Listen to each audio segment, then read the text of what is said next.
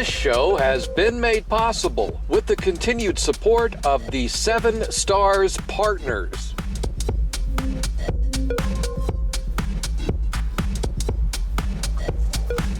Hello friends, we've made it to September, and that means that soon, very soon, the days will be much shorter and the weather will turn much cooler.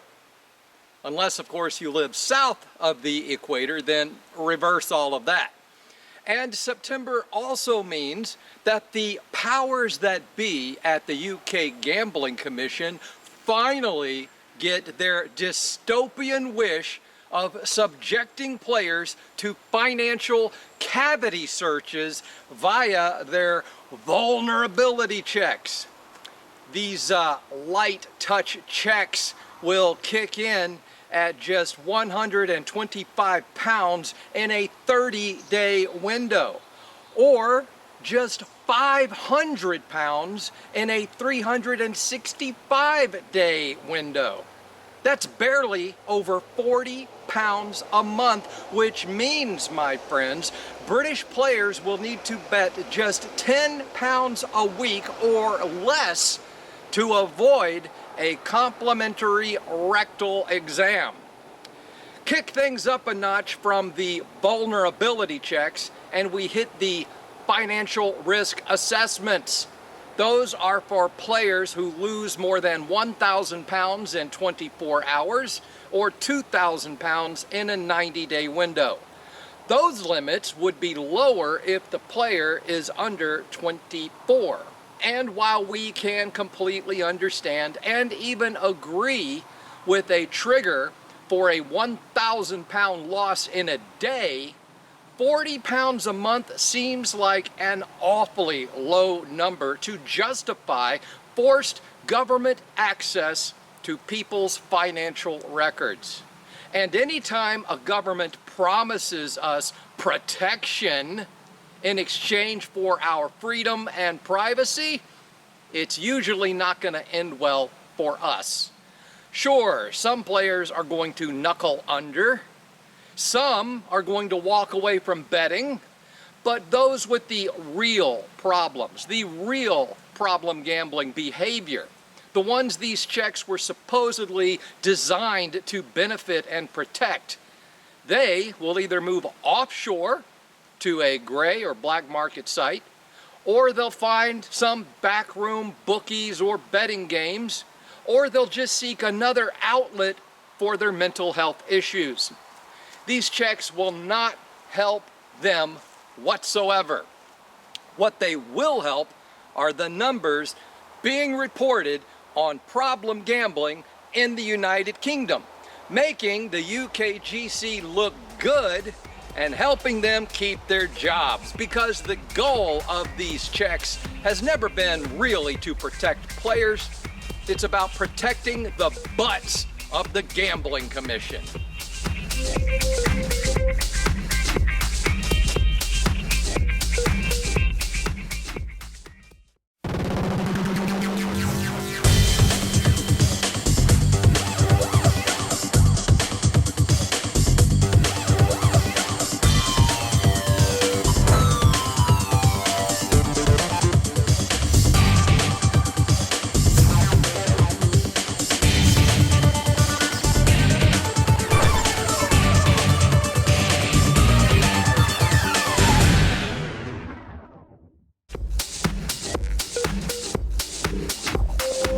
Welcome back.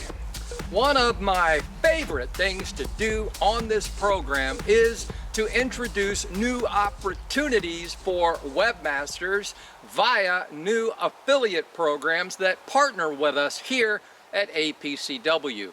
This week, that honor goes to the BTC 365 partners, who have an effective revenue share of nearly 50% on net profit, and hybrid deals with CPA and rev share on gross gaming revenue. Plus, their support team is open 24 hours a day, so check them out at btc365partners.com. Also, we just published an interview with Sell Expert, who power the BTC 365 affiliate dashboard. We speak with Asaf, their CEO, about how Sell Expert helps the program to webmaster relationship by building trust and transparency. You can find that interview on the APCW website and our YouTube channel and in the forums at GPWA. Lastly, I go after the UK Gambling Commission quite a little bit on this program, but in my defense, they won't stop doing stupid shit. So, it was refreshing to see that the CEO of Live Score commented on the relentless over-regulation of our industry, and not just in Britain, but into parts of Europe and Africa as well, specifically referring to conditions in the Netherlands, claiming that tightening rules and increasing taxes are becoming increasingly burdensome, which they are. My question is, do these regulators actually have a plan beyond their own self-preservation? Is the goal here to thin the herd, so to speak, or to bleed as much cash from operators as possible? And what the hell are these regulators going to do, and the governments that back them, if they actually do kill the golden goose and all that tax revenue just dries up and evaporates? Normally, this is the part of the program where I talk about how much I like pissing other people off, but this week, my friends, I'm a little pissed. So I'm gonna go have a drink. It's my hobby.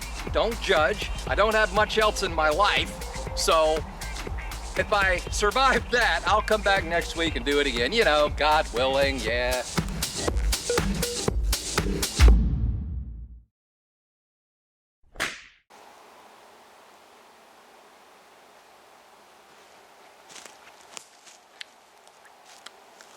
I'm back with one of my non-blooper commentaries. I'm such a professional. I don't know what it was, a bug, spider web, just some piece of pollen, but while I was in the second part of the show, something hit me, and I could feel it on the end of my tongue. It was like when you get a hair in your mouth or something, but I just kept going and stuck it out. So I stepped over there, and there's nothing there.